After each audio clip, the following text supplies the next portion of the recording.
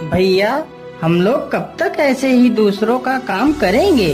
हम चारों इतने बुद्धिमान हैं, फिर भी ऐसे ही गांव में कब तक पड़े रहेंगे? चलो भैया, कहीं शहर चलते हैं। हाँ हाँ, बुद्धिराम भैया ठीक कह रहे हैं। चलो कहीं शहर चलते हैं और वहीं पर काम करते हैं। अच्छा अच्छा, ठीक है। हम लोग कल सुबह ही शहर के लिए निकलेंगे।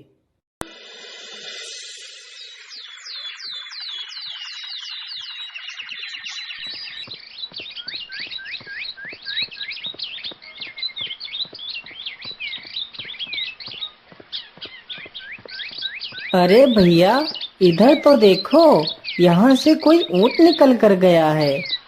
हाँ हाँ भाई, ऊँट तो निकल कर गया है, लेकिन ऊँट एक आंख से काना है। हाँ भाई, ऊँट तो काना है, लेकिन ऊँट पर बैठा कोई जनाना है। उन चारों की बातें गांव का एक आदमी सुन रहा था।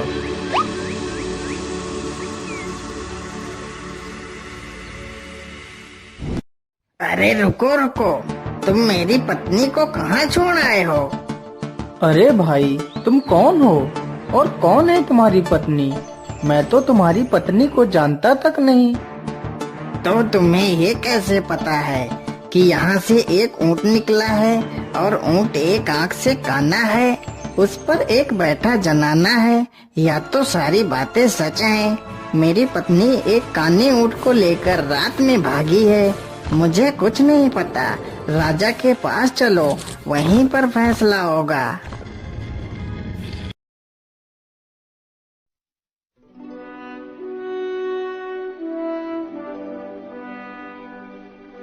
कौन हो तुम लोग और इसकी पत्नी को कहाँ छिपाया है तुम लोगों ने?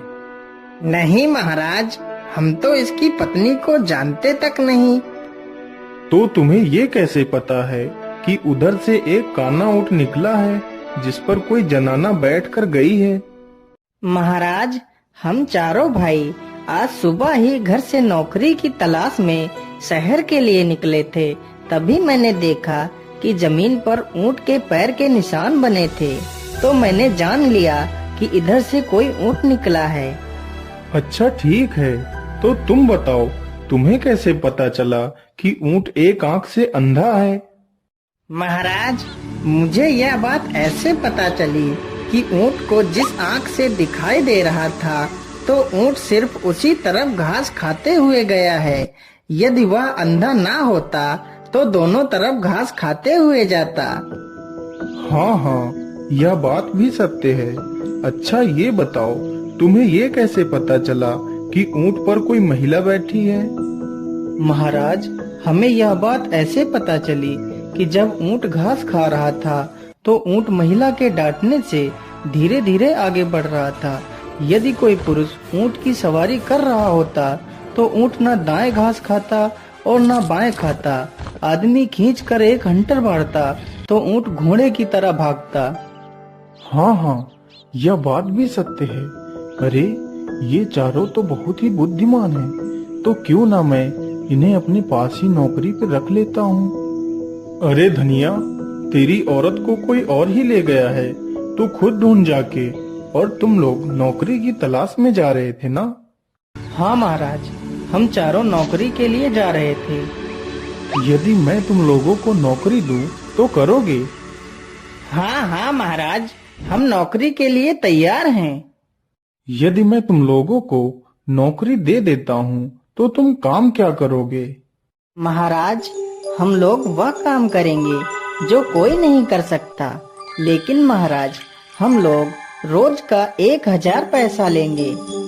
इस प्रकार चारों भाई राजा के घर में काम करने लगते हैं।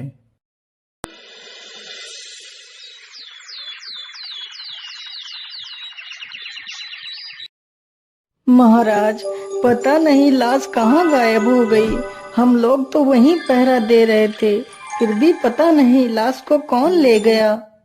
उस गांव का ये नियम था, यदि किसी की मृत्यु हो जाती थी तो उसके शव को गांव के बाहर जंगल में रखवा दिया जाता था और राजा अपने पहरेदार लगा देता था, लेकिन शव फिर भी गायब हो जाता था।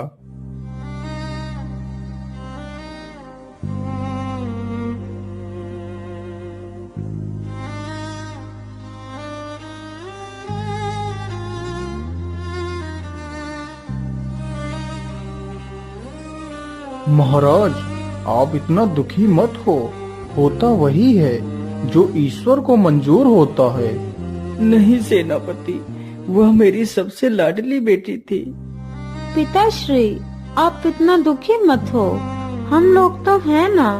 सैनिकों, चलो राजकुमारी को ले चलो।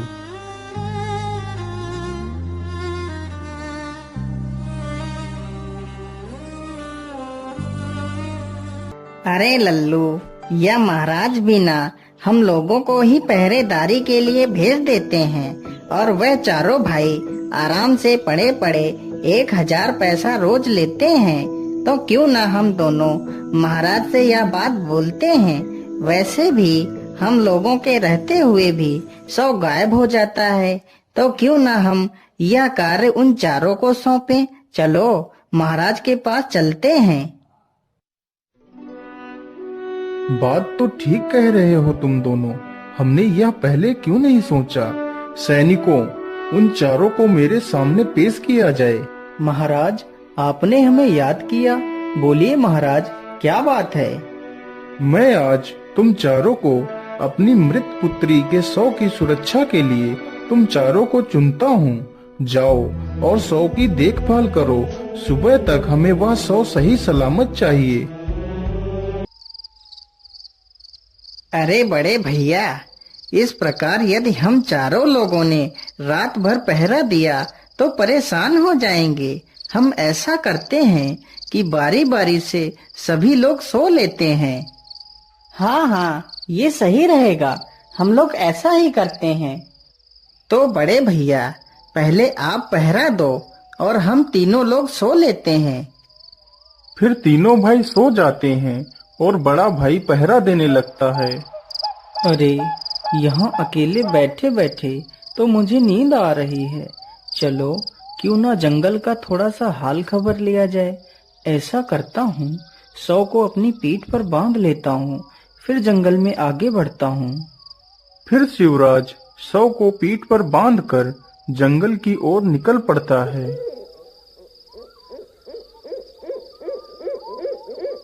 अरे, यह बूढ़ी औरत क्या तोड़ने की कोशिश कर रही है। चलो इसकी मदद करता हूँ। अरे बूढ़ी माँ, आप इतनी रात में इतने डरावने जंगल में अकेले क्या कर रही हो। कुछ नहीं बेटा, बस थोड़ी सी भूख लगी थी तो आम के फल तोड़ रही थी। क्या तुम मेरी थोड़ी सी मदद कर सकते हो। शिवराज उस बुढ़िया को अपने कंधों पर बैठाकर आम तुड़वाने लगता है, लेकिन वह बुढ़िया कोई इंसान नहीं बल्कि एक डायन थी। डायन एक हाथ से आम तोड़ती और दूसरे हाथ से उस 100 को उसकी पीठ से खोल रही थी।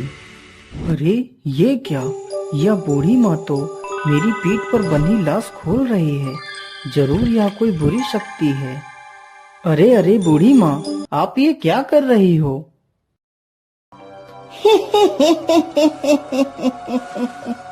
ये लाश मुझे दे दो, नहीं तो मैं तुम्हें मार डालूंगी।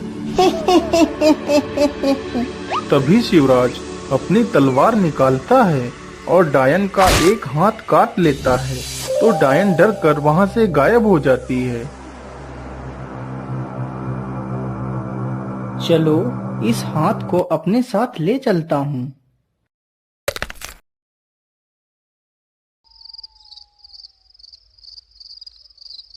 अरे बुद्धिराम, चलो अब उठ जाओ और 100 की देखभाल करो। वह भी लाश को पीठ पर बांधता है और जंगल में निकल पड़ता है।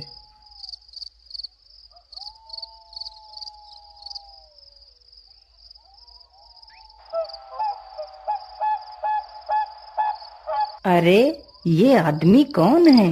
मुझे लगता है ये कोई डाकू है।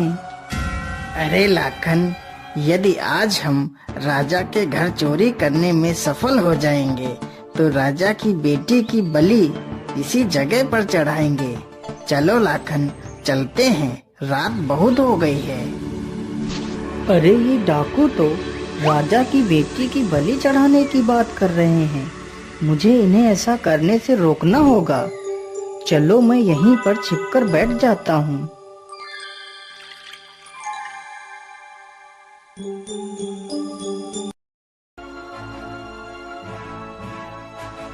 जाओ लाखन, और इसकी बलि गुफा में चढ़ा दो। तब तक हम यहीं पर बैठे हैं।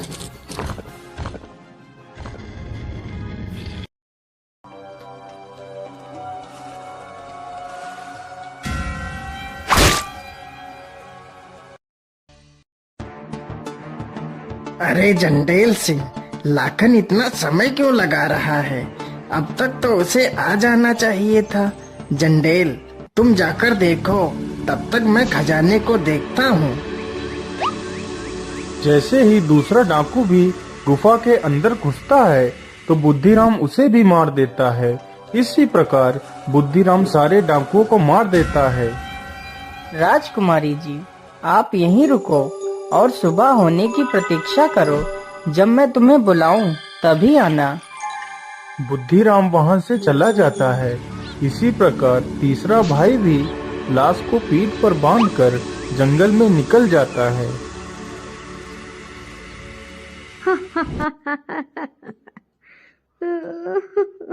अरे, यह बूढ़ी औरत पहले तो हंसती है और फिर बाद में रोने लगती है। चलो इससे इसकी परेशानी पूछते हैं।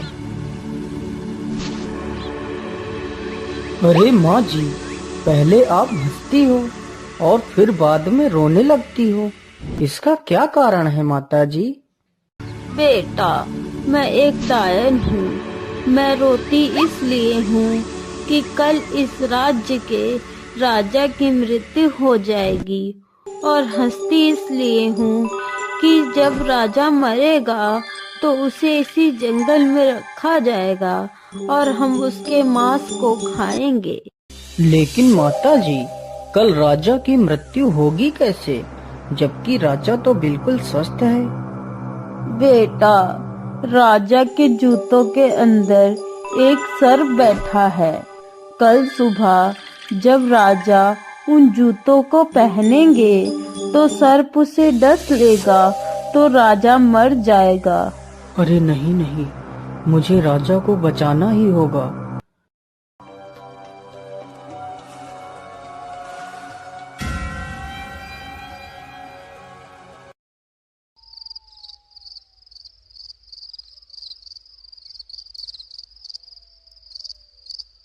अरे भाई, मुझे यह नींद तो छोड़ ही नहीं रही है।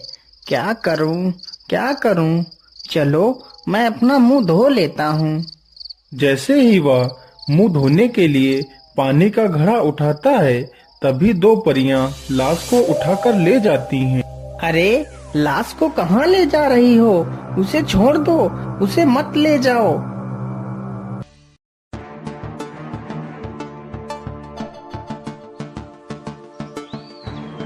अरे बहन, इस लाश को यहीं रख दो, हम इसे जीवित करते हैं।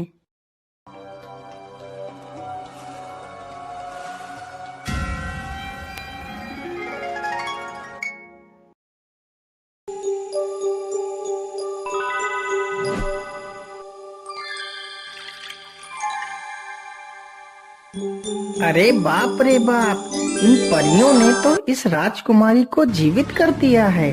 क्या करूं, क्या करूं? चलो इनका जादुई कम्बल उठाकर छिपा देता हूँ।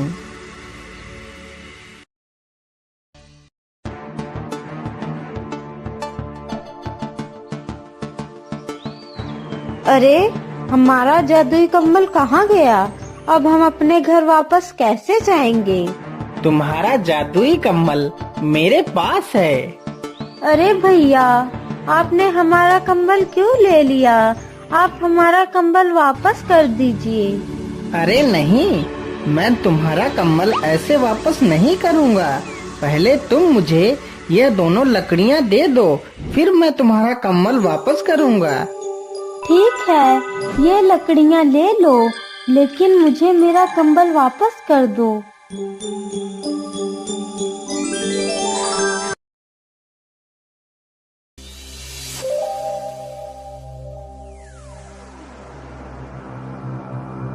ये तो बड़े आश्चर्य की बात है कि तुम चारों लोगों ने मेरे बेटी के शव को सुरक्षित रखा। महाराज, आप अपनी बेटी को जिंदा देखना चाहते हो या मृत देखना चाहते हो? क्या मतलब? मेरी बेटी जिंदा हो सकती है, लेकिन ये कैसे संभव है? महाराज, कुछ भी संभव हो सकता है। ये देखिए महाराज। इसी प्रकार चारों भाइयों ने अपने साथ घटित हुई घटनाओं के बारे में राजा को बताया, तो राजा बहुत ही हैरान हो जाता है। जब राजा उन सारी बातों की पुष्टि करता है तो सारी बातें सच साबित होती हैं। आप लोगों ने तो मेरे परिवार को उजड़ने से बचा लिया। मैं आपका ये एहसान कभी नहीं चुका सकता, इसलिए मैं तुम चारों के साथ अपनी चारों राजकुमारियों का विवाह करना चाहता हूँ।